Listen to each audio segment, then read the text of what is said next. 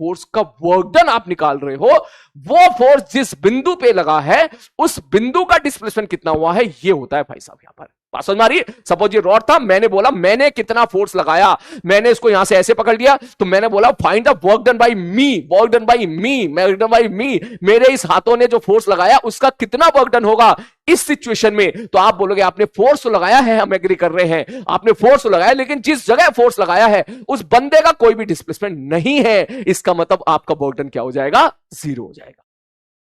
बात समझ में आ रही है? ठीक है सर। हां, अगर मैं ऐसा कहता कि मैं इसको ऐसे नचाऊं, देख ऐसे, अब वर्क डन आ जाएगा। बोले अब क्यों आ जाएगा? बोले क्योंकि फोर्स तो मैं लगा ही रहा हूं और इस बिंदु का उसका डिस्प्लेसमेंट मेरी तरफ है। देख मैं ऐसे आगे चलता हुआ, समझ मारी बात, मैं इसको ऐसे नचाऊं, कभी मैं आगे जाऊं, कभी मैं पीछे जाऊं, कभी मैं इधर जाऊं, कभी मैं इधर जाऊं, तो अगर जिस पॉइंट को मैंने पकड़ रखा है उस पॉइंट का डिस्प्लेसमेंट दिखेगा तो ऐसे ऐसे घूम रहा है, तो इसका मतलब उसका कुछ ना कुछ डिस्प्लेसमेंट तो है। तो अगर डिस्प्लेसमेंट है तो वर्क डन आ जाएगा। इसका एक और बढ़िया एग्जांपल दे, अक्सर दरवाजे वाला एग्जांपल सबसे बढ़िया बेस्ट समझ में आता है। सपोज मैं तुझे बोलूं कि भाई साहब ये दरवाजा है, ठीक, अब दरवाजा है तो भैया यहां से कब्जे से बंधे होते हैं, ये कब्जे से बंद हो गए। अब क्या हुआ, दरवाजा खोलने के लिए आप क्या करते हो, इधर से फोर्स लगाते हो, इस साइड से। मैंने कहा ठीक है, तो अगर मैंने इसे फोर्स लगाया, ध्यान से देख, मैं इस साइड से फोर्स लगा रहा हूं, अगर मैंने फोर्स लगाया और दरवाजे फोर्स लगाकर मैं इसको ऐसे खोल दिया, अब तू ये बता मैंने फोर्स किस जगह लगाया, इस जगह।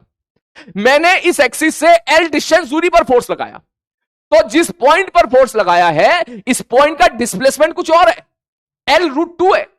ध्यान से देख, अभी ऐसे था दरवाजा, मैंने इस पॉइंट पे फोर्स लगाया, ये पॉइंट कितना दूरी पर है, एल डिस्टेंस दूरी पर है, अभी यहां पर है। जैसे ही मैंने दरवाजे को ऐसे 90 डिग्री रोटेट कर दिया, अब इस फोर्स का डिस्प्लेसमेंट कहां पर हो, कितना हो गया, बोले इस तरफ एल हो गया, मतलब यहां से लेके यहां तक पहुंचा दिया। तो जिस पॉइंट पर मैंने फोर्स लगाया उसका डिस्प्लेसमेंट कितना हो गया, L√2।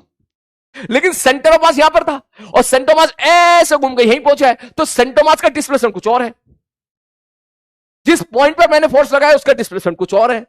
तो इसका मतलब ये बातें अलग अलग है, ये बातें सेम नहीं है। इसका मतलब डेफिनेशन हमेशा ध्यान रखना कि जो यहां पे जो डिस्प्लेसमेंट होता है वो displacement of point of application of force होता है। परंतु ये कहानी, ये डेफिनेशन मजेदार तरीके से काम आती है जब हम लोग सेंटर मास पढ़ते हैं, क्योंकि